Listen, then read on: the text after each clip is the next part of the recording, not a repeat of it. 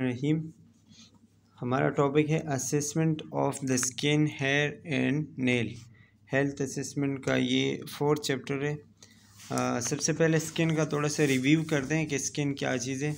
Provide a barrier, मतलब ये एक बैरियर का काम करता है, रुकावट का, जो हमारे बॉडी को एक बैरियर देता है, प्रोटेक्शन करता है। बॉडी टेम्परेचर रेगुलेट करता है, विटामिन डी प्रोड्यूस करता है। इसमें मुख्तलिफ़ किस्म के सेंसरी आर्गन्स मतलब पाए जाते हैं, जिसमें टच हमें शो कराता है, पेन, टेम्परेचर, प्रेशर, ये सारी चीज़ें मतलब सेंसरी उसमें न्यूरॉन्स वगैरह है। Non verbal communication such as posture, facial movement, ये सारी चीज़ें भी हमारी स्किन से होती है। Provide identity, allow wound repair, मतलब किसी जगह पे जो है ज़ख़म लगे तो वो ठीक हो जाता है। Allow excretion of metabolic waste, और मुख्तलिफ़ किस्म की जो वेस्ट होती है वो भी स्किन के ज़रिए निकलती है। इसके अलावा इसके 3 लेयर्स होते हैं, एपिडर्मस, डर्मस और सबकुटेनियस टिश्यूज़, जो कि एपिडर्मस जो है आउटर लेयर है, डर्मस सेकंड लेयर है और सबकुटेनियस टिश्यूज़ फिर थर्ड लेयर है, जो कि इनर लेयर हम कहते हैं। एपिडर्मस आउटर लेयर है, केराटिनाइज सेल इसमें मौजूद है। बोथ मेलानिन एंड केराटिन, इन दोनों में जो है वो ये दोनों चीज़ें एपिडर्मिस में पाई जाती है। Migration from the inner layer to the top of layer, मतलब जो है 1 महीने बाद ये चेंज होता रहता है। इसके बाद जो है डर्मस लेयर है, वाइट ब्लड सेल इसमें होता है, ब्लड जो है इसमें होते हैं। It contain connective tissue, sebaceous gland, sweat gland, ये सारी चीज़ें मुख्तलिफ़ किस्म के जितने भी ग्लैंड्स हैं वो डर्मस में पाए जाते हैं। हेयर फॉलिकल्स भी इसमें पाए जाते हैं। The colour of normal skin depend primarily on 4 pigments. Colour जो है वो किन किन चीज़ों पर डिपेंड करता है। आपके स्किन का जो कलर होता है, melanin, carotene, oxy haemoglobin and D oxy haemoglobin, ये 4 चीज़ें हैं जो आपके स्किन का जो कलर है वो इन 4 चीज़ों पर डिपेंड करता है। फिर इसके बाद सेबेशियस ग्लैंड है। सेबेशियस ग्लैंड क्या काम करते हैं कि जो सेबम, जो ऑयल वगैरह प्रोड्यूस होते हैं हमारे स्किन में, ठीक है, वो प्रोड्यूस करते हैं। प्रिवेंट्स वाटर लॉस, वाटर को बाहर नहीं जाने देता। Fungicidal, bactericidal and lubricant for skin, मतलब जितने भी फंजाई बैक्टीरिया वगैरह आते हैं उनको किल करते हैं और स्किन को लुब्रिकेट रखते हैं। It present all over the body except palms and soles, और ये हथेली जो होते हैं और ये पाँव के जो मतलब पीछे का साइड होता है, सोल जिसको हम कहते हैं, सिर्फ वहाँ पे नहीं होते सेबेशियस ग्लैंड्स, बाकी पूरे स्किन में होते हैं। Abundant on forehead, face, chin and scarf, और कहाँ पे ज़्यादा होते हैं? फोरहेड पे, मतलब फेस पे ज़्यादा होते हैं, और इसके अलावा चिन और स्कार्फ, जो सर के ऊपर का हिस्सा होता है, वहाँ पे ये ज़्यादा होते हैं sebaceous glands. Excessive sebum production is called seborrhea. अच्छा, जो ज़्यादा सेबम प्रोडक्शन होता है, सेबम जो मुख्तलिफ़ किस्म के ऑयल सिक्रीट होते हैं स्किन पर, इसको हम क्या कहते हैं? सिबोरिया। अच्छा, इसके अलावा स्वेट ग्लैंड है। स्वेट ग्लैंड क्या काम करते हैं? Regulate body temperature.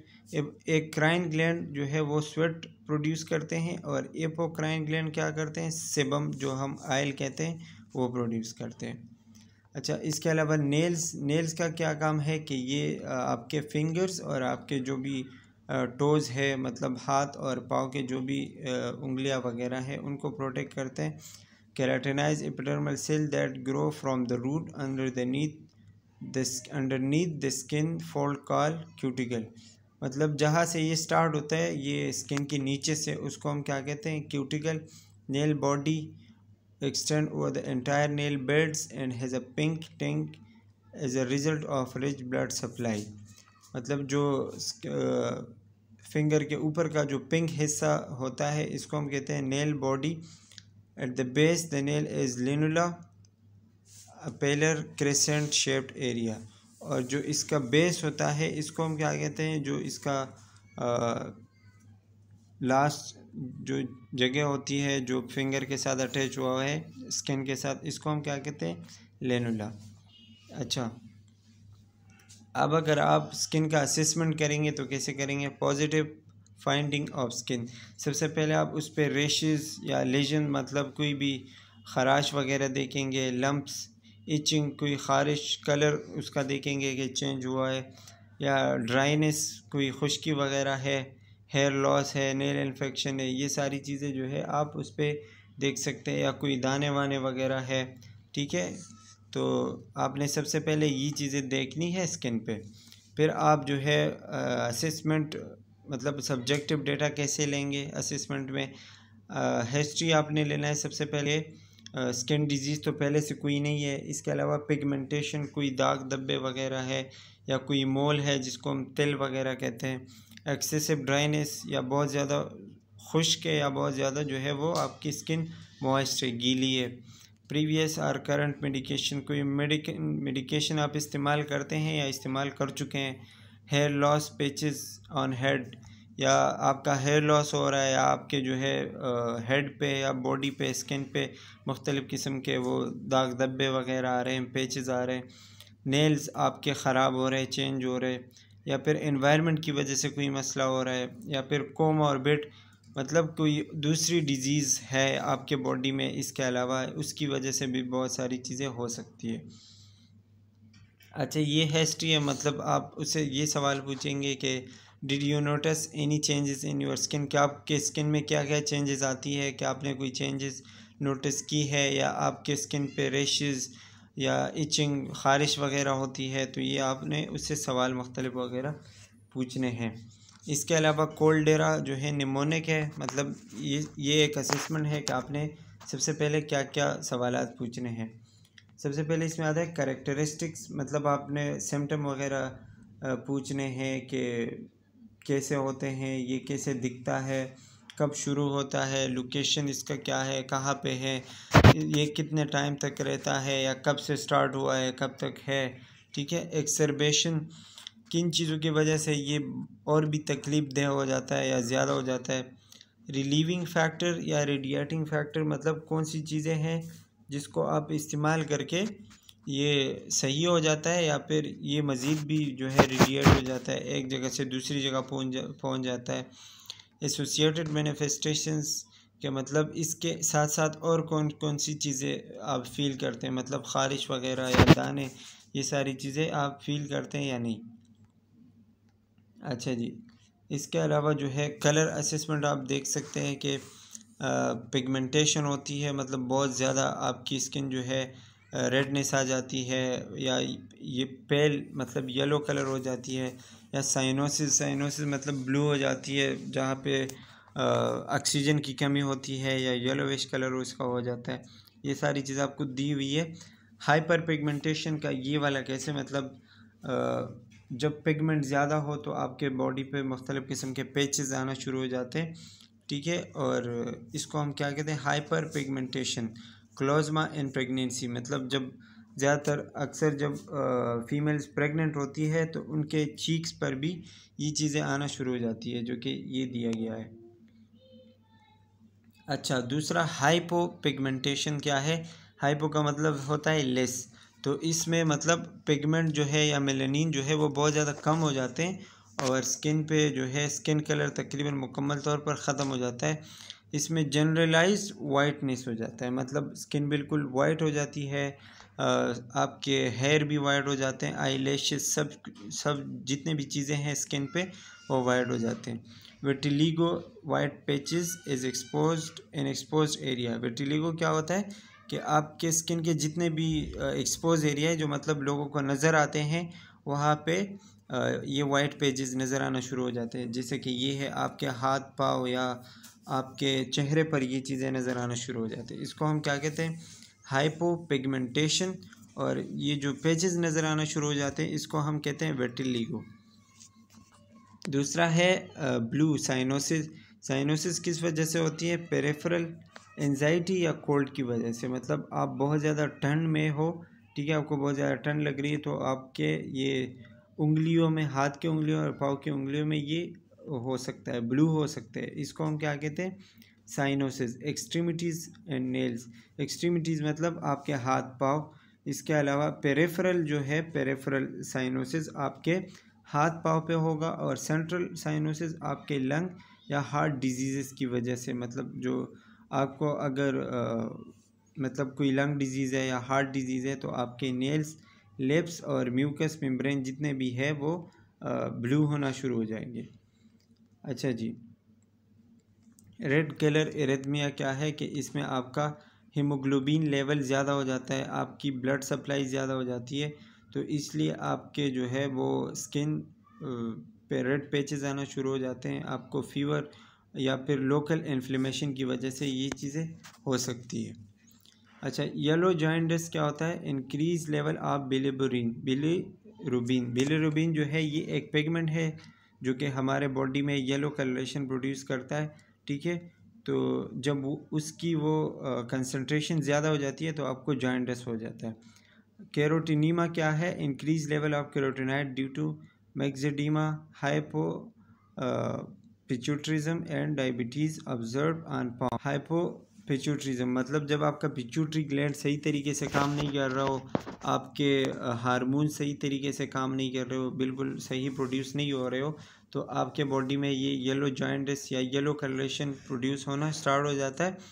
और आपके पाम जो होते हैं, जो हथेली वगैरह होते हैं या सोल होते हैं, सोल कहते हैं पाँव का जो नीचे का साइड होता है, या faces does not involve sclera and mucous membrane, ये आपके बाकी हिस्सों पे डिपेंड करता है, आपके बॉडी के जितने भी हिस्से हैं। और जॉइंटिस आपके सबसे पहले आंखों में नज़र आना शुरू हो जाता है। तो जॉइंटिस में आपकी आंखें जो सबसे पहले है, स्क्लेरा और म्यूकस मेम्ब्रेन जो है वो इंक्रीज़ या क्या कहते हैं, क्या इम्पैक्ट होंगे। और कैरोटिनिमा में आपके पाम, आपके सोल और बाकी जितने भी जगह हैं आपके स्किन के वो इम्पैक्ट होंगे।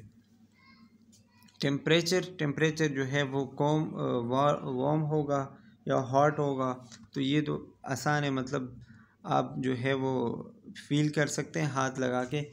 Check symmetry from dorsum of hand, मतलब हाथ को उल्टा करके आप देखेंगे, जैसे कि इस पिक्चर में दिखाया गया है, उल्टे हाथ से आप किसी का वो चेक कर सकते हैं। कूल शॉक फ्रॉस्टबाइट भी ठंडे को कहते हैं, आर्टीरियल डिजीज़ की वजह से हो सकता है।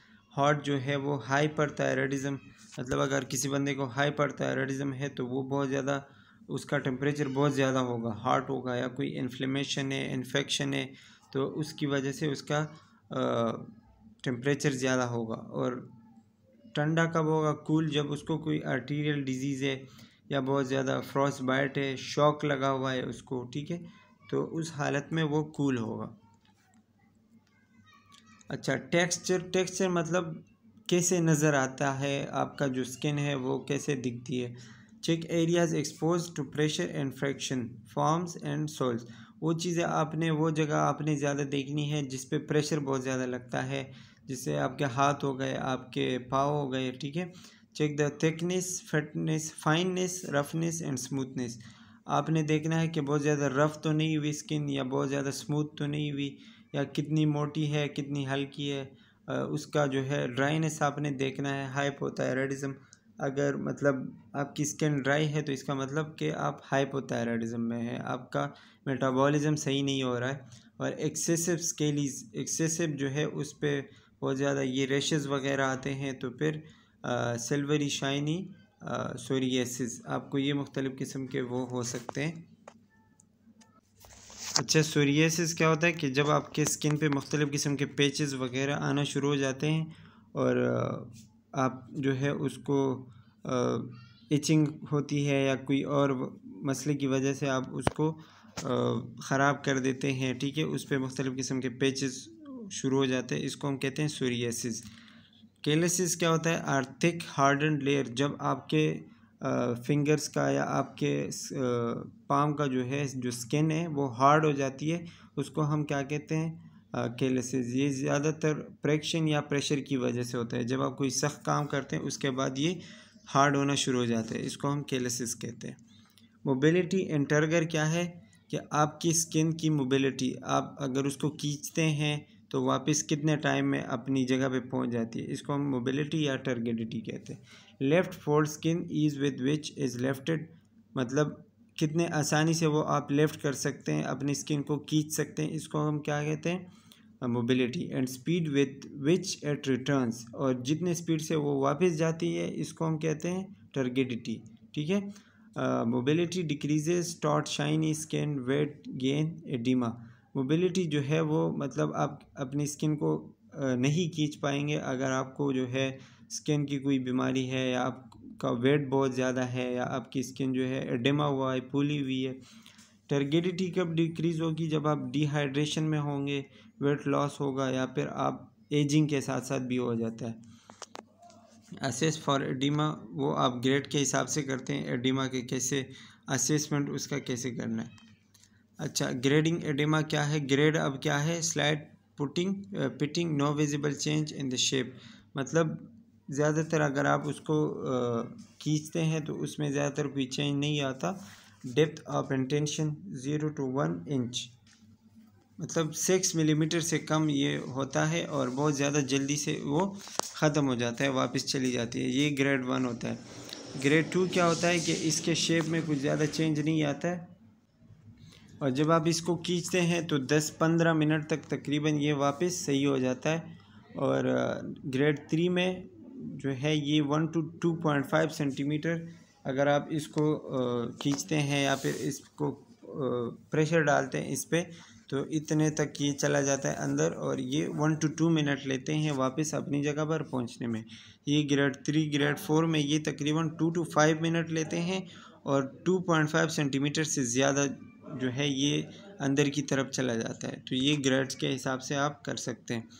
अच्छा, क्विक रिव्यू, ये तो हमने पढ़ा कि टेम्परेचर क्या है, आप कैसे लेंगे, बैक ऑफ फिंगर से ले सकते हैं। टेक्सचर, आपकी स्किन नज़र कैसे आती है, रफनेस है, स्मूथ है, कोई इन्फ्लेमेशन वगैरह हुआ है, यानी मोबिलिटी, जब आप अपनी स्किन को खींचते हैं, ठीक है, इसको हम क्या कहते हैं? मोबिलिटी।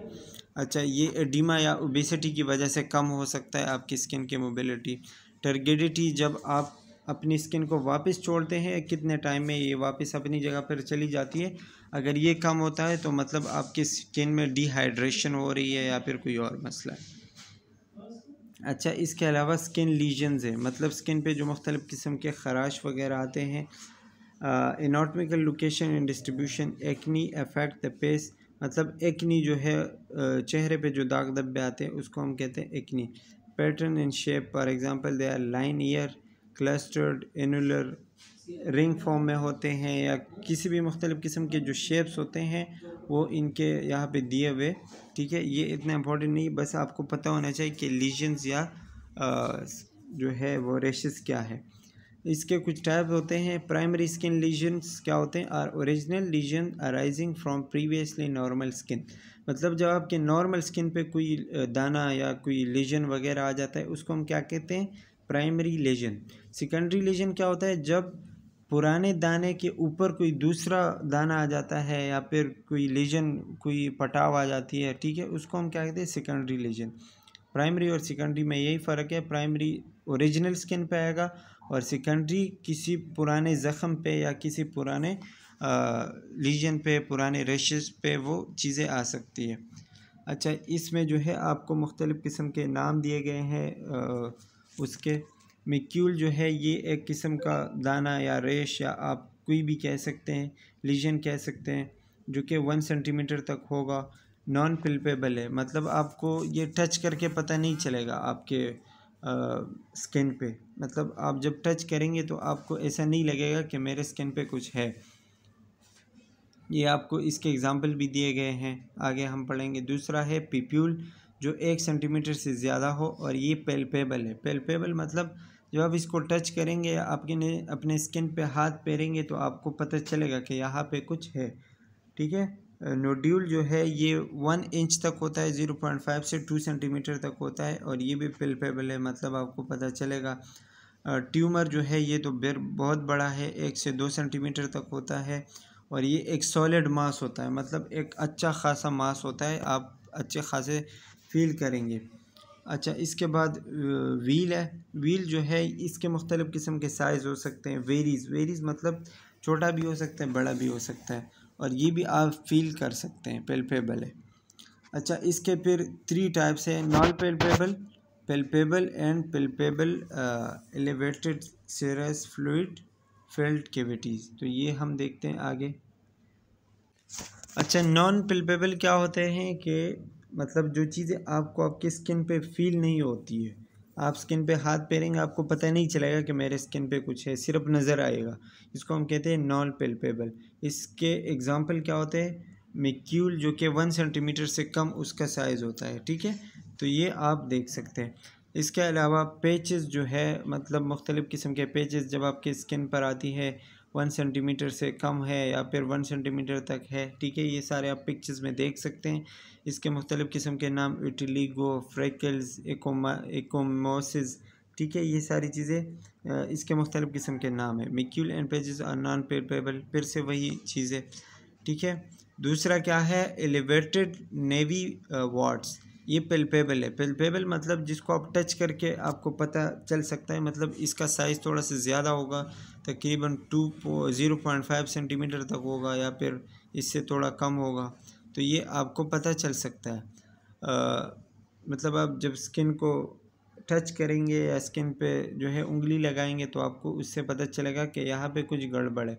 0.5 सेंटीमीटर से ये ज़्यादा होगा प्लेक, ठीक है। इसको हम क्या कहते हैं? प्लेक।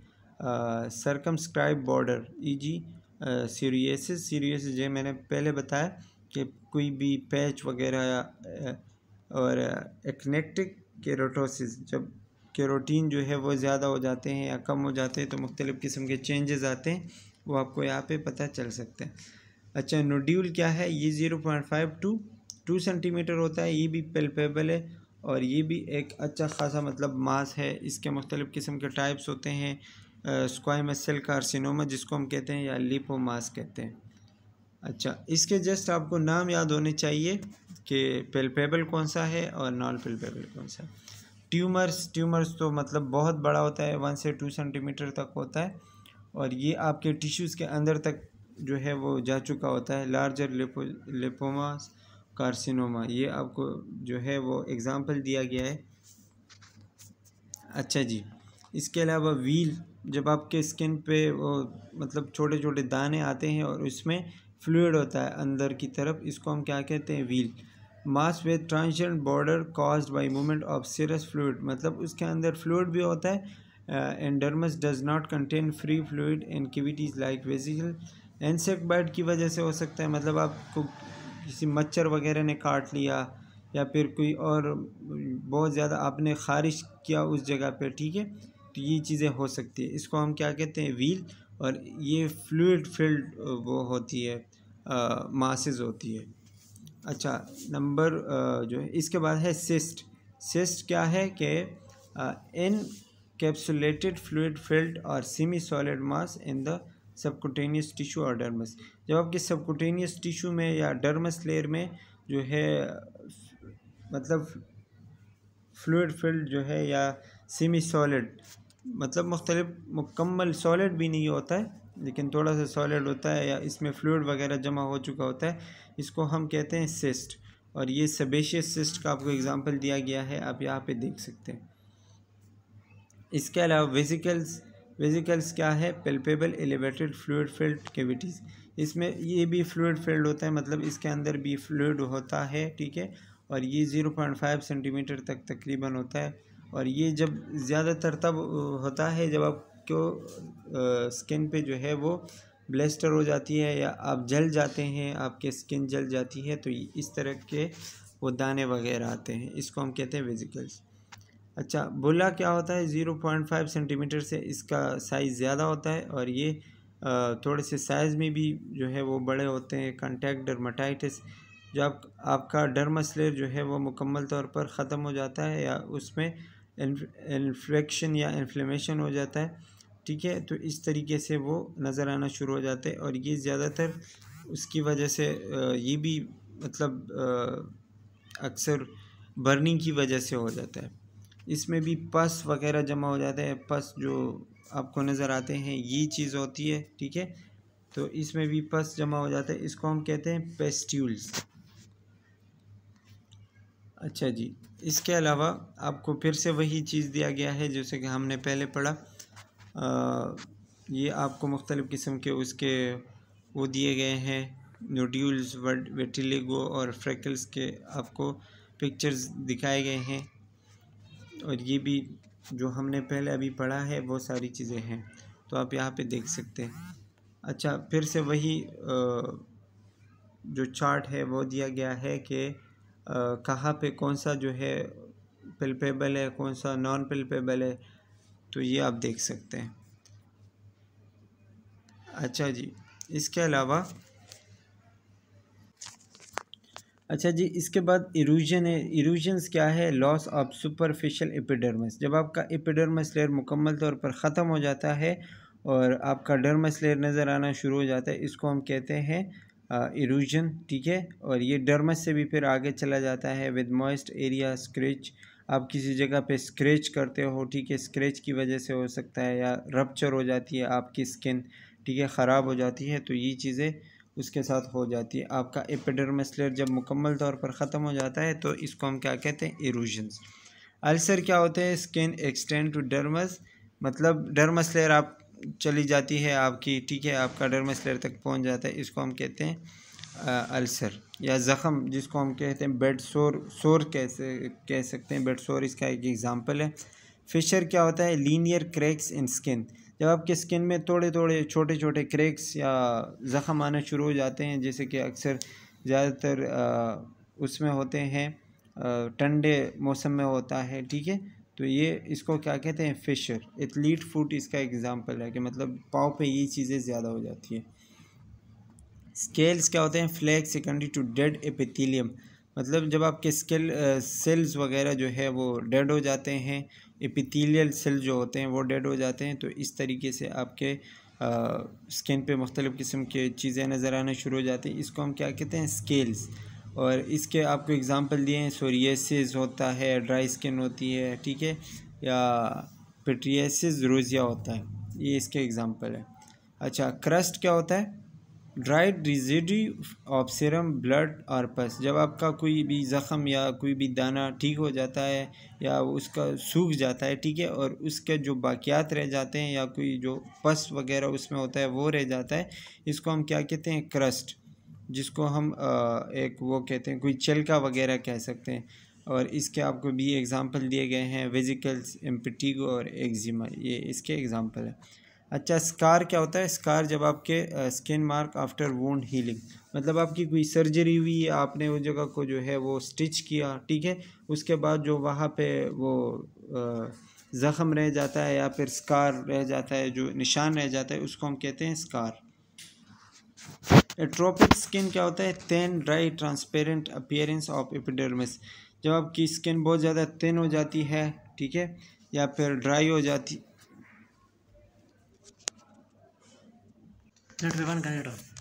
तो इस तरीके से आपका जो है वो एपिडर्मिस साफ नज़र आना शुरू हो जाते हैं, आपके वेंस सारी चीज़ें जो है वो ट्रांसपेरेंट हो जाती है, मतलब नज़र आना शुरू हो जाती है। और ये ज़्यादातर एज स्किन में होता है, जब आपका मतलब एज ज़्यादा होता है तो एज के साथ साथ आपकी स्किन एट्रोफिक स्किन की तरफ चली जाती है, ख़राब होना शुरू हो जाती है।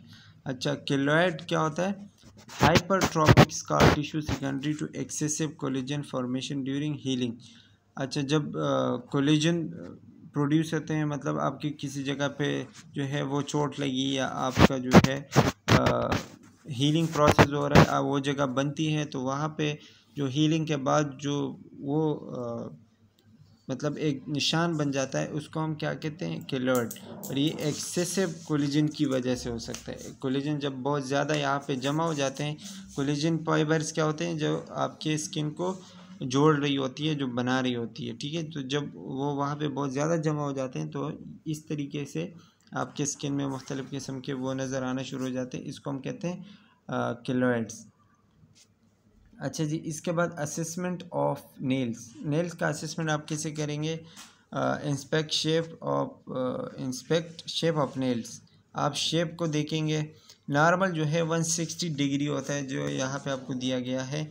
अगर आपका नेल ऐसा है 160 डिग्री पे, तो मतलब आपका नेल नॉर्मल है। अगर 180 पे आता है तो फिर एबनॉर्मल हो जाता है। Palpate nail to extend to assess texture, nail are smooth and form, टेक्स capillary refill and nail bed. आपने कैपिलरी रेफिल देखना है, मतलब नेल को या अपनी उंगली को जो है थोड़ा सा दबा के देखना है, और फिर छोड़ना है कि उसको जो है स्किन में या जो ब्लड है कितने टाइम तक पहुंचती है, ठीक है। तो ये चीज़ें हम देख सकते हैं, वो असेसमेंट में आती है कि आपने कैसे करना है। Clubbing of the finger, clubbing क्या होता है, द एंगल इंक्रीजेस टू 180, जब 180 तक आपका वो चला जाता है एंगल, ठीक है, आपके फिंगर्स का, इसको हम कहते हैं क्लबिंग। और ये हमें कंजेनाइटल हार्ट डिजीज़ के बारे में बताता है, मतलब जब आपके नेल 180 डिग्री तक चले जाते हैं तो आपको या तो कोई हार्ट डिजीज़ है, या फिर इंटरस्टिशियल लंग डिजीज़ है, या फिर कोई लंग कैंसर है, या फिर इन्फ्लेमेटरी बॉल डिजीज़, ये सारी चीज़ें आपको दी गई है। मतलब ये किस्म की बीमारी आपको हो सकती है। ऑन्कोलाइसिस क्या होता है, a painless separation of the whitened opaque nail plate from the pinker translucent nail bed।